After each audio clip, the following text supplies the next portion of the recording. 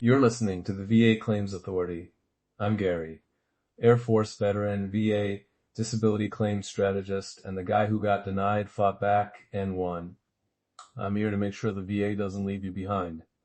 Whether you're filing your first claim or fighting your fifth appeal, this is your briefing. Let's get into it. Most veterans see the word denied at the top of a VA rating decision and stop reading. Don't. That headline is the emotional hit, not the legal reality. In this episode, I'm going to show you exactly what matters on page 1, how to read the reasons section like a pro, and which appeals lane gives you the best shot based on what the VA actually wrote. Here's the promise. In 10 minutes, you'll be able to open your decision letter and find 3 things fast: the legal reason the VA used, the evidence they relied on, and the single next action that gives you the best chance to win. No lawyer speak, no guessing. Read the letter, not the headline.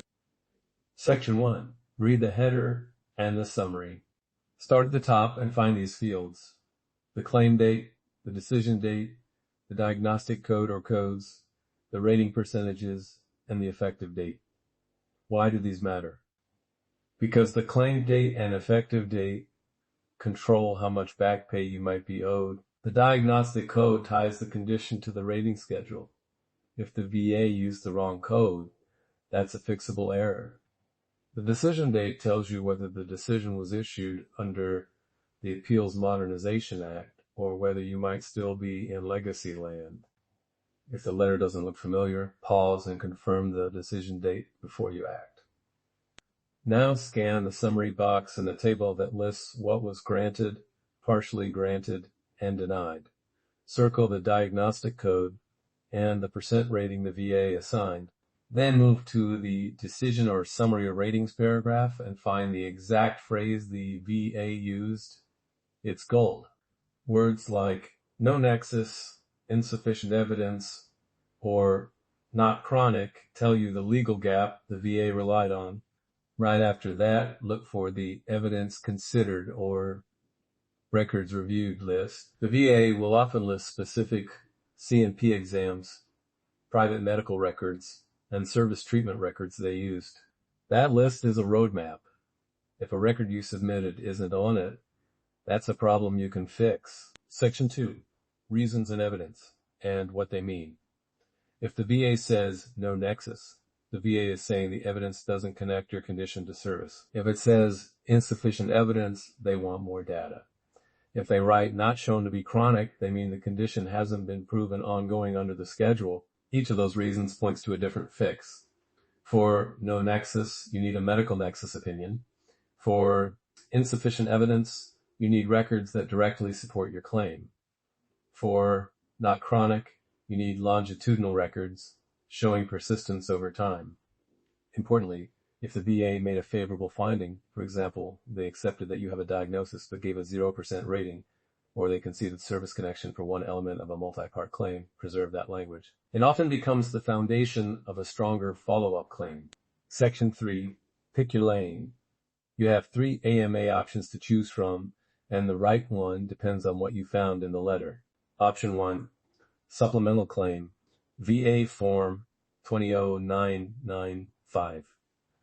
Use this when you have new and relevant evidence that the VA did not consider.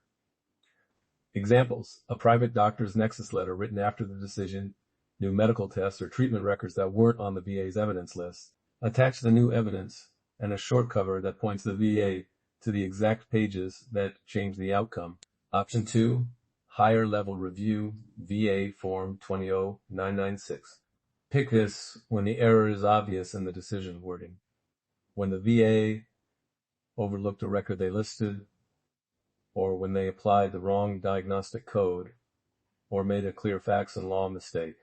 Higher level review asks for a fresh look by a senior reviewer, but you can add new evidence in that lane. So if you have new medical evidence, don't pick HL-RU. Pick a supplemental claim. Option 3, Board Appeal, VA Form 10182. Choose this when you want the board to review the record and you're ready to litigate legal arguments. For example, disputes over whether a condition is secondary or whether a chronicity standard applies. The The board route can be faster in some cases, but it can also lock you into the record as it stands unless you use the evidence submission option. One more note. If your decision date shows a legacy decision or mentions a legacy appeal option, stop and confirm which process applies. If the letter looks different from AMA templates, call an accredited rep or check va.gov before you file. You'll preserve what's already yours. On the decision, underline any favorable findings, accepted diagnoses, partial grants, effective dates the VA awarded, or any explicit concessions. When you file your next step, include a short cover letter that tells the VA to preserve those findings. If you're going supplemental claim, attach copies of the favorable findings and note that you're not asking them to reopen those points. You're adding evidence only for the denied issue. This keeps the VA from accidentally rolling back a win when they reevaluate your file. Action step. Do this right now. Pull up your rating decision. On page 1, circle 3 things: the decision date, the diagnostic code for the denied issue, and the exact phrase the VA used to deny. Copy it word for word. If you have new evidence, a doctor's nexus note, recent treatment records, or test results not listed in the evidence relied on section, download VA form 20995, fill it out, and attach that new evidence. Include a 1-paragraph nexus statement from your treating doctor that ties your condition to service. If you don't have new evidence and the VA clearly missed a record they listed, file VA form 20996 for a higher level review instead. Before you file, double check the decision date to confirm this is an AMA decision. If anything looks off or if the letter mentions legacy appeals, reach out to an accredited rep or visit va.gov for guidance. I include links, templates, and a checklist at backlinesauthority.com so you can do this without guesswork. That's your briefing. Now go execute. If this episode helped you, share it with a veteran who needs to hear it.